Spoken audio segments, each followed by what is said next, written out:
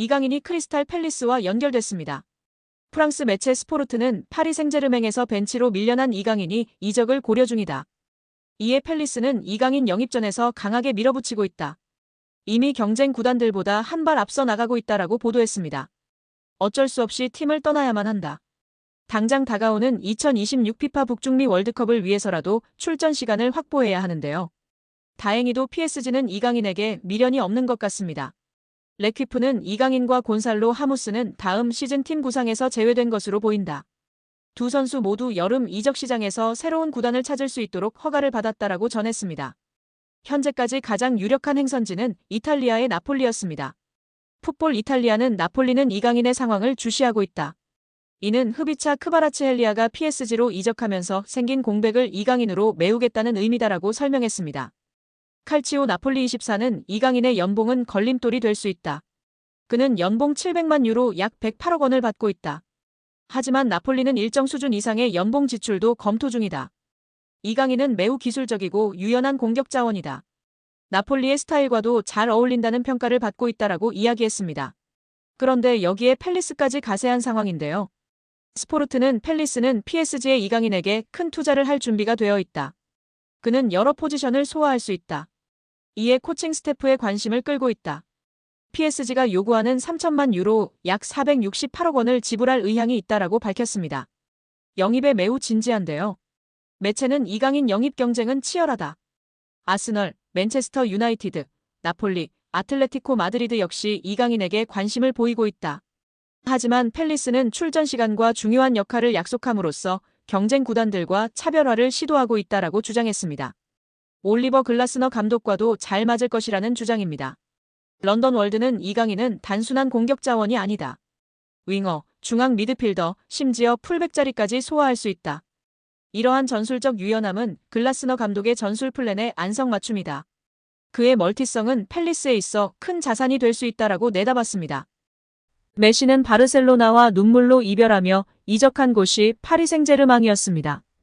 예상치 못한 파격 행보로 엄청난 이슈가 되었는데요. 재정난에 휩싸였던 바르셀로나가 결국 메시를 프랑스의 거함 파리 생제르맹에 판매하게 되었습니다. 메시는 PSG로 떠난 것은 계획되지도 원하지도 않았던 일이라며 나는 바르셀로나를 떠나고 싶지 않았다라고 고백했습니다. 당시 바르셀로나는 재정난에 시달리며 고액 연봉의 메시를 감당하기 어려워졌고 메시는 연봉 삭감에 동의했지만 끝내 바르셀로나가 재계약 포기를 선언하며 끝내 눈물의 고별 인사를 남기고 PSG로 이적한 것이었습니다. 2022년도 시즌 메시는 소속팀이었던 파리 생제르맹에서도 최고의 활약을 펼쳤습니다. 적지 않은 나이에도 불구하고 공식전 41경기에 출전해 21골과 20도움을 올리면서 PSG의 리그 우승을 이끌었는데요. 이번 여름 이적 시장서 PSG를 떠나 미국 메이저리그 사커로 향했습니다. 현재 그는 6경기서 9골을 넣는 괴력으로 미국 축구의 신이 무엇인지를 제대로 보여주고 있는데요. 지난 18일 미국 ESPN과 인터뷰에서 파리 생제르맹을 저격하는 인터뷰를 하며 화제가 되고 있습니다. 그는 행복하기 위해서 인터 마이애미에 왔다. 지난 2년 동안 파리에서의 삶은 혼란스러웠다라고 전 소속팀을 저격했습니다.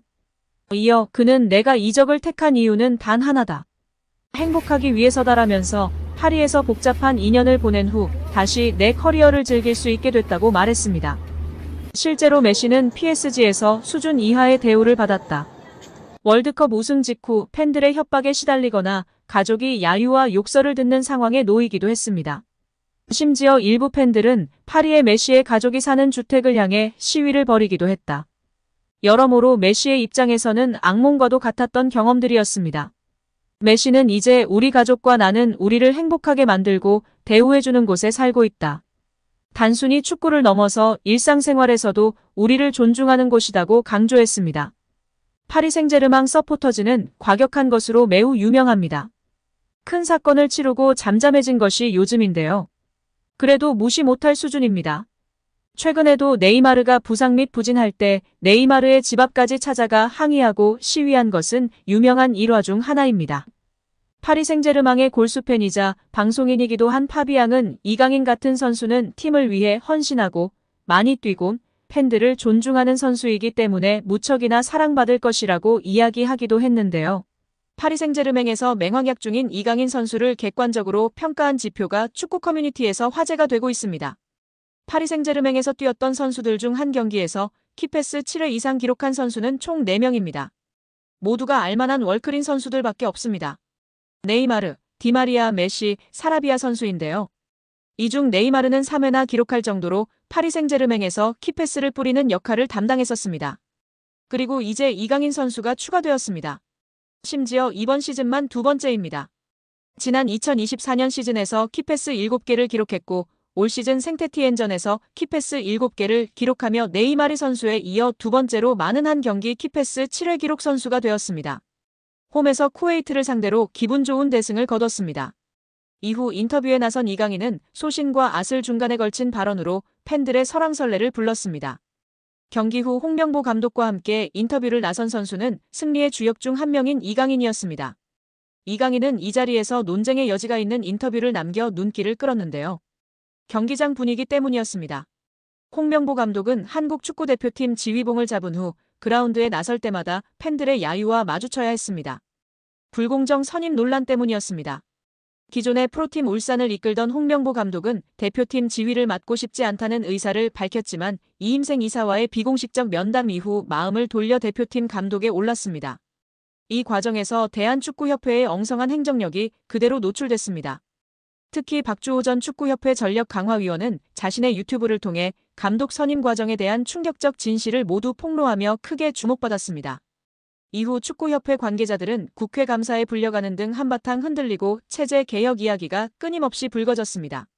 그러나 정몽규 축구협회장은 사연임에 성공했습니다. 홍명보 감독은 이후 행보마다 질타의 중심에 올랐습니다. 이강인은 이를 두고 기자회견 막바지에 어쩔 수 없이 저희도 협회 소속이고 감독님은 저희의 보스시다라며 너무 비판을 하시면 선수들에게도 타격이 있다. 긍정적인 부분을 많이 봐주셨으면 좋겠다는 얘기를 꼭 드리고 싶다. 그래야 월드컵에 가서 잘할 수 있다며 강조했습니다. 또 믹스트존에서도 나뿐만 아니라 모든 선수들이 그렇다. 특히 기자분들과 유튜브 쪽에서 협회에 대해 얘기하신다. 결국 팬들은 기사를 보고 얘기를 들으신다. 선수들은 좋은 분위기에 많은 팬들이 응원해주시고 관심 가져주시길 원한다. 당연히 협회도 더 잘해야 한다고 생각한다. 선수들도 알고 있으며 협회에 그렇게 말하고 있다. 비판은 할 수 있지만 과도한 비판은 좋지 않다고 말했습니다. 이 발언이 전해지는 즉시 축구팬들 사이에서는 논쟁이 오갔는데요. 일각에서는 선수 입장에서는 어쩔 수 없다 이강인을 총알바지로 내세우고 축구협회는 또 숨어서 입장 전달만 하고 있다는 옹호 발언과 좀 더 투명한 축구협회를 원했는데 어떻게 마냥 옹호만 할 수 있느냐 이번 발언은 괜히 한 것 같다 자기 소신을 걸고 말한 박주호 선배를 바보로 만들었다는 질타가 이어졌습니다. 또한 어쩔 수 없이 라고 말한 게 가장 큰 것 같다. 어쩔 수 없이 보스라는 것이다. 결국 여러분들이 우리 보스를 협회를 혼쭐 내달라는 뉘앙스 같다. 그렇지 않다면 우리는 어쩔 수 없이 따라야 하는 수동적인 존재라는 것을 이야기하는 것 같다는 의견도 있었습니다. 이와 별개로 현장 분위기가 지나치게 감독을 보이콧하는 분위기로 흘러 선수단에도 영향이 갈 수 있다는 의견이 뒤따랐습니다. 별개로 축구협회의 감독 선임 이후 해명 및 수습 과정을 살펴보면 리스크가 큰 발언임에는 틀림없는데요. 홍명보 감독을 선임할 당시 축구협회는 전강위 1차 회의에서부터 국내 감독들의 플레이, 스타일, 축구 철학 등을 너무도 잘 알기 때문에 국내 감독들의 자료는 크게 확인하지 않았다라며 한 외인 감독은 장문의 분석 자료를 제시하며 홍 감독의 면담이 특혜라고 주장했는데 물론 자료를 잘 준비하면 그 감독과 에이전트가 의욕, 성의가 있다고 볼 수 있지만 그게 대표팀 감독으로의 능력과 경쟁력이 있다는 근거는 아닐 것이라고 답변한 바 있습니다. 설상가상으로 축구협회는 한 나라의 대표팀을 이끄는 감독 후보군 모두에게 똑같은 질문을 요구하는 면담을 적용하는 것이 최선은 아니다라는 해명을 내놓기도 했습니다.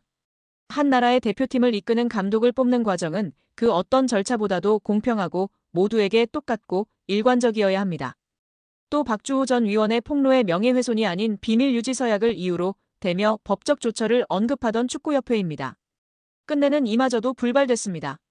문체부의 감사 이야기가 돌자 서둘러 해명문을 들고 왔지만 대중을 이해시키는데도 실패했습니다.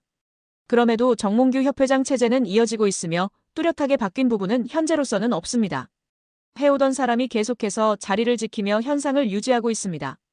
협회 소속 선수 입장으로는 말 맞다나 어쩔 수 없는 부분이나 외부 언론, 여론까지 이를 이해하고 넘어가기는 어려운 상황이라는 점을 좌시하지 말아야 할 것 같은데요. 우리 구독자 여러분들의 생각은 어떠신가요?